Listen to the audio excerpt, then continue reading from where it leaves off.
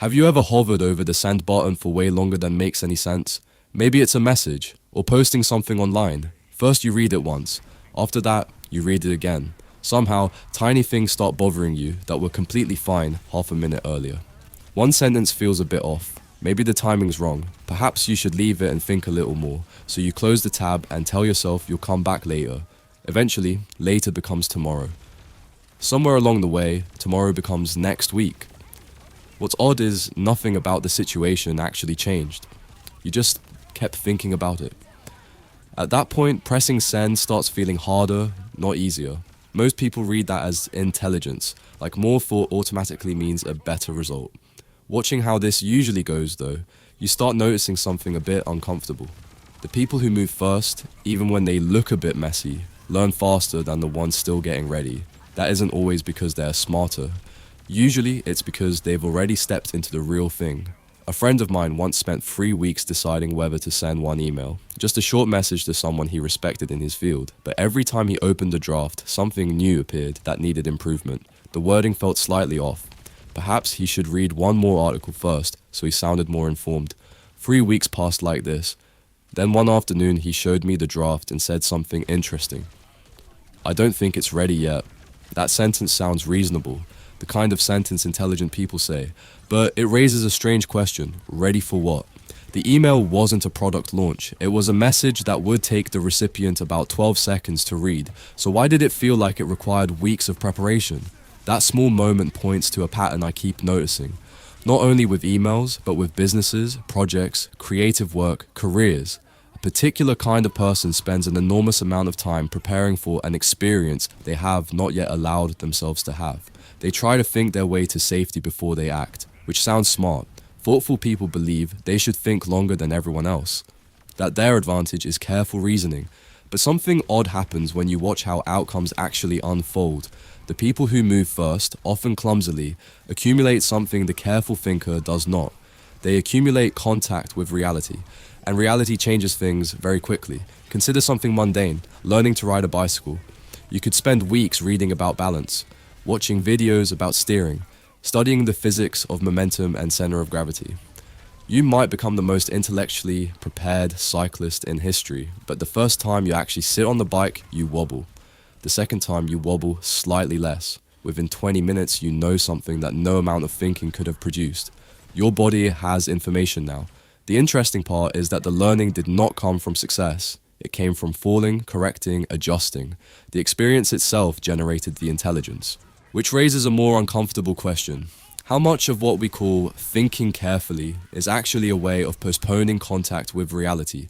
Because reality has a particular feature. It answers questions extremely quickly. Start the business.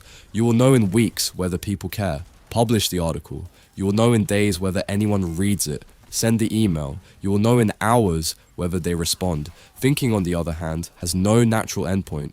A person can think indefinitely. There is always another angle, another risk, another improvement, which means thinking can create the illusion of progress without producing feedback, and feedback is the real currency. You can see this when you compare two very different types of people. The first type moves fast. They start things before they fully understand them. They try things that clearly will not work. They send imperfect work into the world. From a distance, they look careless.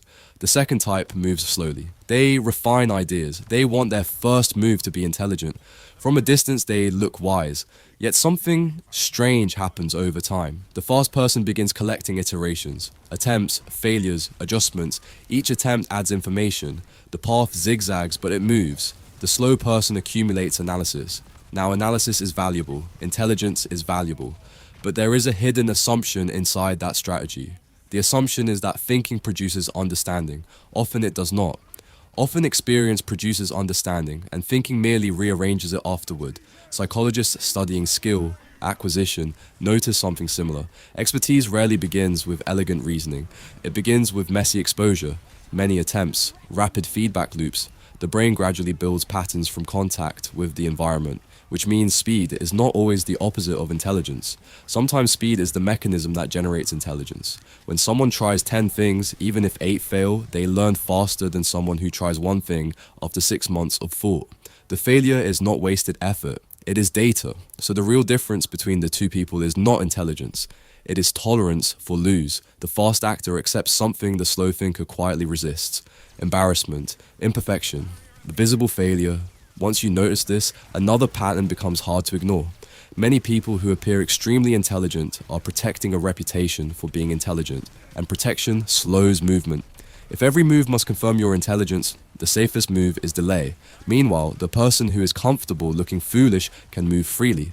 They start things before the theory is perfect. They ask naive questions. They attempt projects they do not fully understand. They lose more often. But they also collide with opportunity more often, because opportunity tends to hide inside motion. You rarely discover it while thinking about the map. You discover it while walking through the terrain. Which brings us back to that email draft. 3 weeks of thinking produced an email that was slightly better written. Sending it in 3 minutes would have produced something else entirely. A response, or a rejection, or a conversation. In other words, reality. And reality would have changed the situation immediately. The strange part is that losing in these small moments is usually cheap. The embarrassment fades in minutes. The failed attempt disappears. The world continues without ceremony.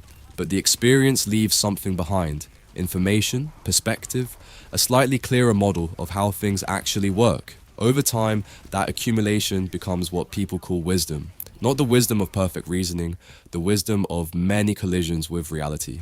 So when we say that fast idiots succeed, the phrase hides something important. They are not succeeding because they are idiots. They succeed because they are willing to step in sooner. That's the difference. They press send earlier. They move into the real situation faster.